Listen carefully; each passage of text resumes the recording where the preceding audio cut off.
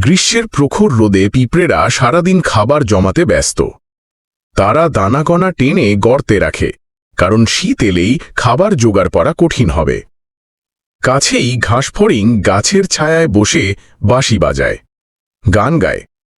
পিঁপড়েরা তাকে বলে, ভাই, তুমি কিছু খাবার জোগাড় করো, শীত এলে সমস্যায় পড়বে। ঘাসফড়িং হেসে উত্তর দেয়, আরে, গরমের দিনগুলো উপভোগ করো, শীত এখনো অনেক দূরে। দিন যায়, ঋতু বদলায়, হঠাৎ ঠান্ডা বাতাস বইতে শুরু করে। শীতের কামড়ে ঘাসফড়িং কাঁপতে থাকে। গাছের পাতা শুকিয়ে গেছে, ঘাসে তুষার পড়েছে, খাবার পাওয়া কঠিন। অবশেষে সে পিঁপড়ের গর্তে গিয়ে কাঁদতে কাঁদতে বলে, বন্ধুরা, আমাকে একটু খাবার দাও।